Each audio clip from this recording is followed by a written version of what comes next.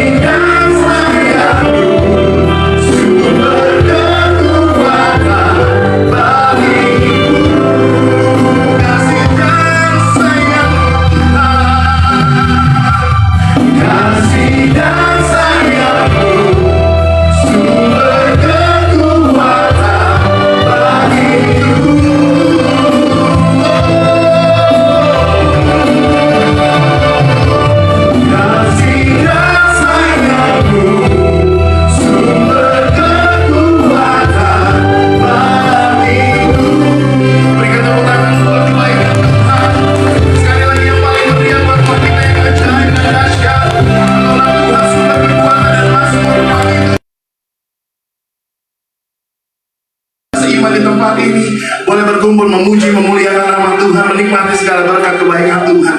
Segala hormat, pujian hanya bagi nama-Mu Bapa. Di dalam nama Tuhan Yesus Kristus yang percaya Tuhan kita dahsyat, sama-sama kita mau katakan amin. Mau sekali lagi beri tepuk tangan yang luar biasa. Sore hari ini katakan sekali lagi, jangan lupa beri senyum yang terbaik. Tuhan baik, hari kita percaya Tuhan kita baik, amin. Sama-sama kita menaikkan pujian ini. Tuhan akan kekuatan dan mazmur pujian kita. Kita percaya sekali lagi bisa mengaku Tuhan sore hari. Menjadi lemah ini kekuatan. Mari angkat hatimu percaya kepada Tuhan yang raja di atas segalanya. Sama-sama nyanyikan. Tuhanlah kekuatan dan mazmurku.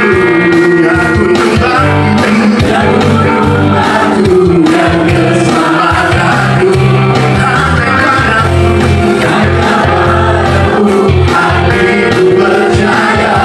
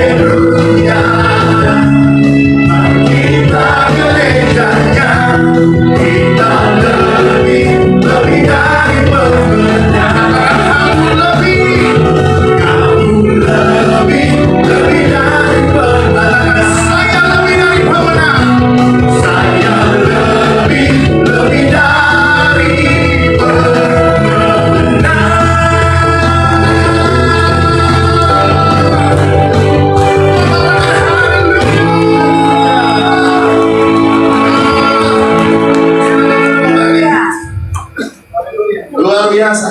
Amin. Semangatnya Sabtu malam hari ini sungguh luar biasa. Amin.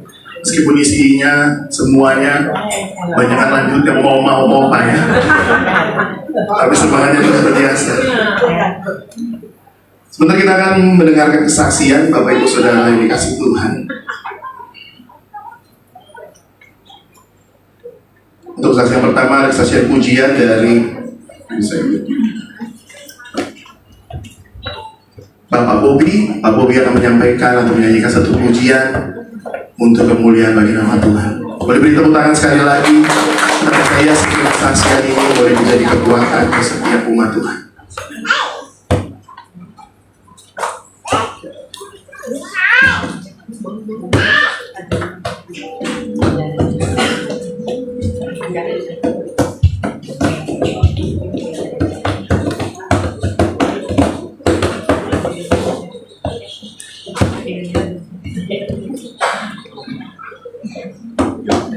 Ganti lagu. Thank you Lord. Duet.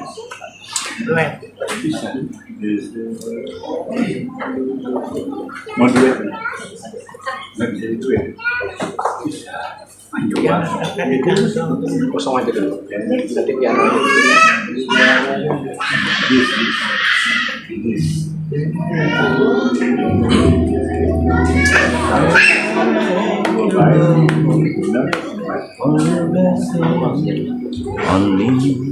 Iya.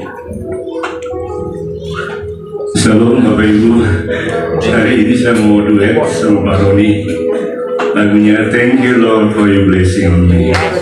Ya, Tuhan sudah memberkati kita berdua, diberikan umur yang panjang. Saya 75, Pak Roni 76. Pak Roni ini adalah mertua dari Elo yang suka nyanyi di sini.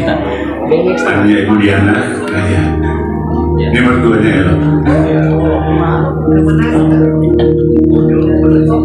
Iya, Elo.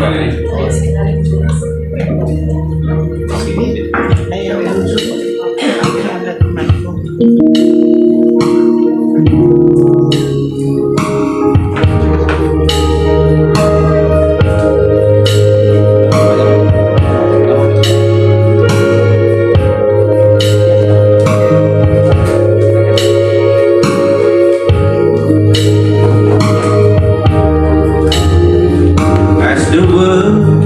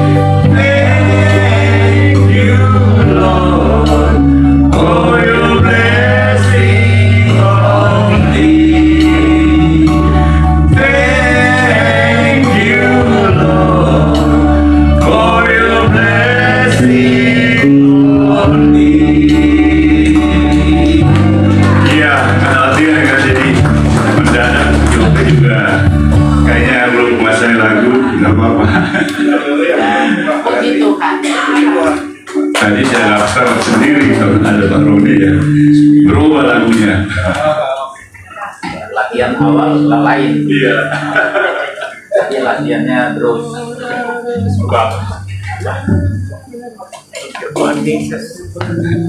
Sekali lagi boleh beri tepuk tangan terima kasih untuk Polri dan Pak Weni untuk kesaksian pujian yang sore hari ini.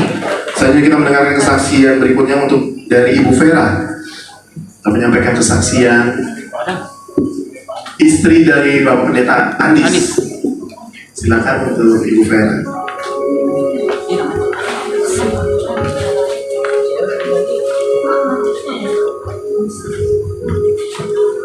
Shalom, puji nama Tuhan.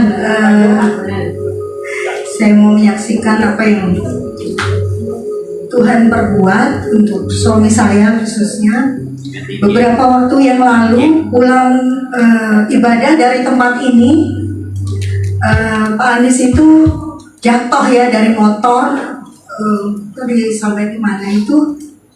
Karena sesak napas, lalu hilang kendali, terlempar dia dari motor. Nggak cerita ke saya, tapi puji Tuhan bisa sampai di rumah dengan itu. Ya, puji Tuhan, semua kasih Tuhan. Kemudian hari Selasa, karena dia merasa sudah enakan, pergi urus pajak motor bersama anak saya yang cewek. Anak saya mau ngurus BPKB ganti karena terus Pak Andi sendiri dia mengurus motor yang satu. Nah waktu antri itu dilihat orang udah lemes-lemes dan hampir jatuh, akhirnya disuruh tolongin orang karena di waktu itu orang-orang yang ngurus pajak motor itu kendaraan bermotor penuh, jadi mereka membuat klinik darurat waktu itu di sana dan Pak Andi dibawa di situ dikasih oksigen. Saya nggak ikut kan di rumah waktu itu. Tiba-tiba anak saya telepon yang cewek, "Ma, siap-siap ya, Papa pulang dibawa ambulan," katanya. Waduh, langsung saya cek ya sport jantung. Rasanya gimana kalau tiba-tiba ada berita seperti itu, tanda tanya buat saya. Ini pulang dalam kondisi yang masih hidup atau udah gimana? Pokoknya soalnya pakai ambulan ya. Tapi puji Tuhan. Semua yang tidak baik yang saya pikirkan ternyata nggak seperti itu. Cuma saya heran kok waktu itu udah dibawa ambulan, kok nggak dibawa ke IGD aja, malah dibawa pulang ke rumah. Puji Tuhan, sampai hari ini masih ada dan beraktivitas semua karena kemurahan Tuhan. Jadi saya percaya semua ada waktunya ya untuk kita, dan yang saya kagumi dari suami saya itu dia punya fighting spirit, tidak mudah menyerah dengan kondisi yang ada. Satu kali saya tanya sama dia, "Pak, kamu kok bisa kayak gini sih?" Maksudnya bukan sakitnya ya, semua kita bisa sakit ya. Cuman kenapa kamu lemah? Jadi lemah, nggak kayak dulu. Dia suka main bola, suka latihan bola sama siapa pemain bola yang dulu itu Nehemia Solosa, Boas Solosa, suka dia kenceng, dia lari. Kenapa jadi gini, Pak? Dia nggak jawab apa-apa, sampai dia cuma bilang gini, "Makanya kamu harus kuat." Aduh, dalam hati saya kok ngomong kayak gitu. Tapi saya pikir lagi, ya memang betul ya, kita semua masing-masing berurusan secara pribadi sama Tuhan. Jadi kita nggak bisa mengandalkan siapapun juga waktu kita hidup di bumi maupun di sana ya. Kayak orang Jawa bilang kalau istri itu surga nunut neraka katut ya Pak ya. Tapi nggak bisa seperti itu di dalam Tuhan ya. Masing-masing kita bertanggung jawab sama Tuhan. Amin. Tapi kita nggak perlu takut ya. Karena kita punya Tuhan yang besar. Ada satu nama yang luar biasa yang selalu mendampingi kita, baik itu kita sadari maupun tidak. Dalam kehidupan kami, dalam kondisi suami sakit, anak saya 2 kuliah, yang cewek udah semester 8 sedang nyusun skripsi, yang cowok baru masuk di UNES di Fakultas Hukum baru semester 2. Secara manusia kami hanya hamba Tuhan yang melayani, tidak ada gaji per bulan, tapi ada. Iya. Yesus. Ya, name above all names, ya. Yang bisa kita panggil kapan saja, baik kita sadari atau tidak. Puji Tuhan. Saya mau tutup dengan satu pujian.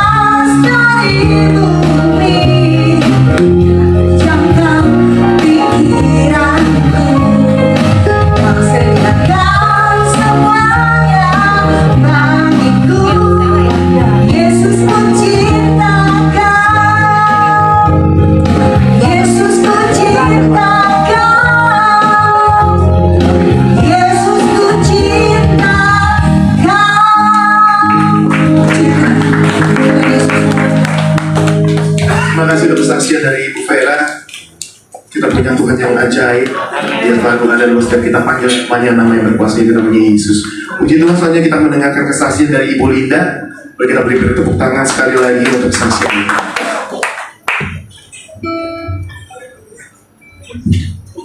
Shalom. Sebetulnya iya, ntar mau ditutup dengan nyanyi ibu-ibu, oma-oma happy. Ya, saya mau bersaksi tentang bagaimana kemarin ke Bali. Sebetulnya ada bilang mau kesaksian Amerika nyicil-nyicil ya, tapi ngantri-ngantri. Ini yang Bali aja dulu. Baik, tanggal hari Minggu kemarin kami habis pelayanan di gereja orang buta. Saya ada teman dari Amerika. Terus saya suruh pelayanan di situ. Habis pelayanan kami makan, terus ngajak saya ke Bali. Dulu saya berdoa dulu, saya bilang. Nah, terus berdoa. Ya, singkat cerita mau beli tiket dulu. Ketika mau beli tiket udah tengah malam, mau beli di mana? Ponakan saya yang biasa ngurus, saya telepon tidur. Gimana ya? Sementara berangkatnya jam 12 siang. Gimana nih? Baru dapat keputusan jam 10 malam. Saya telepon Pak Bayu, Pak. Saya pikir, Pak Bayu, ini ceritanya cuma mau ngobrol. Ini aku diajak nih ke Bali nih, uang tiket nggak ada. Tapi belinya gimana nih? Ponakanku tidur. Ternyata Pak Bayu bisa. Saya cuma bisa, emang Pak Bayu bisa ya? Ini booking tiket ya? Mana? Mau kemana? Singkat cerita aja, Pak Bayu booking. Dapat loh. Wah, dengan satu kali jalan aja, karena saya udah ponakan, saya belum tahu saya mau pulang di hari yang mana nih, ya, Rabu atau Kamis. Terus ditanya, mau ke sana naik apa? Ya saya naik Grab. Terus saya iseng, kenapa? Emang mau antar saya? Daripada saya bayar Grab, saya bayar aja kamu, saya bilang gitu. Oh iya, nanti kabarin, soalnya saya kan kerjanya subuh-subuh. Saya kabarin deh. Sejam kemudian kalian 2 jam dikabarin, boleh deh kami antar satu paket. Rupanya saya memang Tuhan utus buat mereka. Bayangkan saya yang baru dapat tiket tengah malam, saya udah di jalan tol Ancol, saya telepon dong pendetanya nginap di Ibis Mangga 2. Pak, saya udah on the way ya. Dia bilang, Bu Linda, ini sementara tinggal 1 jam lebih ya. Bu Linda, aduh, ini saya punya paspor, nggak tahu ada di mana. Orang Amerika 3 bule, 1 gembala sama istri orang Manado, tapi udah warga negara. Terus saya bilang gini, hah? Paspor itu kan penting banget. Langsung doa di telepon di perjalanan. Tuhan Yesus tolong dong, kalau ini ada orang lain di Muhammad kami tolak kuasanya dalam nama Yesus. Doa lah. 10 menit kemudian, boleh nggak? Paspornya sudah dapat. Jadi padahal lagi cari dengan CCTV. Malam-malam masih ada, saya takut kami di orang buta atau di tempat makan ketinggalan. Katanya Bapak Pendeta punya gembala, punya tas yang ada paspor, ada duit, ada di situ. Aduh, ya nggak tahu. Langsung dapat hikmat. Kelar berdoa, pendetanya bilang, Bu Linda, thank you doanya. Kelar berdoa, istri saya langsung bilang ini, Pak, coba kamu lihat di tas yang sana. Buka tasnya, dia udah taruh di dalam, dia tutup pakai kaos katanya. Coba, kekuatan doa kan? Coba kalau nggak kan, bongkar kiri, bongkar kanan gitu. Udah, itu satu. Kedua, kita lagi check in, si buletnya yang perempuan, ini loh, mana tasnya saya? Mana tas saya? Bahasa Inggris dong ngomongnya udah deh. Di mana lagi nih? Satu udah dapat, 1 tas lagi. Udah mau naik nih kita pesawat kan, udah mau check-in langsung mau naik. Saya keluar dulu di luar, siapa tahu nyecer di luar, karena kita kan biasa foto-foto dulu toh. Udah sampai naik di ruang tunggu, suruh cek dulu di mobil, cek di hotel, siapa tahu ketinggalan. Nah, bule itu punya macam-macam di dalam tas, bukan tas bagasi ya. Udah. Setelah itu, ayo kita cek di bawah. Boleh gembala sama saya. Makanya mereka bilang saya penolong, Pak. Kan mereka mau ngomong-ngomong Indonesia juga udah kaku-kaku kali ya. Sudah saya turun ke bawah. Saya bilang tunggu, mau tanya ke security. Lagi jalan, Pak, boleh minta tolong. Ini, saya ceritalah ada kehilangan lah. Tapi kehilangannya bukan di... Kalau kehilangan bagasi, penerbangan tanggung jawab. Ini kececer. Apakah diturun dari mobil atau di luar, karena kan baru mau check-in sadar tasnya nggak ada. Pak, tolongin dong Pak, itu ada obat, ada Bible, ada macam-macam. Mereka nih orang Amerika, tolong Pak, tolong cariin. Baik Bu, jam berapa? Ditanya lah, bla bla bla bla bla. Oke, kami akan lihat di CCTV. Wah, CCTV, orang dunia punya CCTV, apalagi Tuhan Yesus ya. Tuhan Yesus punya CCTV. Pak, nanti tolong kabarin. Baru lagi ngurus-ngurus, tunggu ya, udah dipanggil. Kalau nggak ketinggalan pesawat. Bu, gini aja, Ibu lapor di sana, lost and found, baru urus. Tiba-tiba saya gini, Pak boleh minta nomor telepon? biar saya kontak lebih gampang kan daripada tanya lagi di kantor sana. Baik, berkat telepon itu kita udah tiba di sana. Dia udah WA, Bu, apakah ini tasnya? Difotokan. Saya setengah jam kemudian baru lihat. Saya tanya, pendeta, ini enggak tasnya? Kasih lihat. Oh iya. Wah, senang.